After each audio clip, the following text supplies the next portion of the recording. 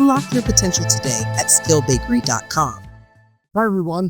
Today we are diving into ChatGPT, one of the most talked about AI tools in the world right now. So what exactly makes ChatGPT unique? Unlike traditional AI systems, ChatGPT is built to have natural conversational interactions, making it easier to experiment with prompt engineering. To get started, just head over to chatgpt.com.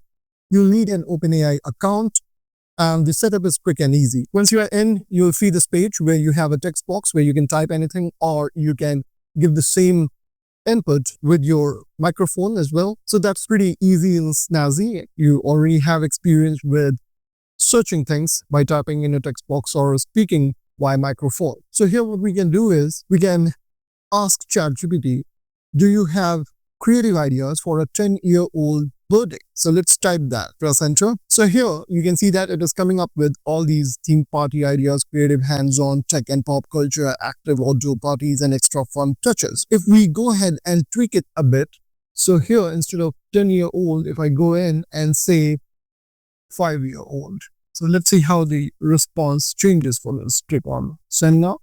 So here you have the updated version of the response. And this output that you see over here is known as zero-shot learning, where the model can follow instructions without needing multiple examples. What's fascinating is that ChatGPT isn't searching the internet for answers. Instead, it's generating new text based on patterns it has learned from massive amounts of training data. Now here's where prompt engineering shines. If I ask, can you give me these ideas in a spreadsheet form? Let's go ahead and do that. So here you can see it's analyzing the request that I have given it. So here it says I have organized the birthday party ideas into a spreadsheet with themes, descriptions, and categories. You can download and use it to plan the party.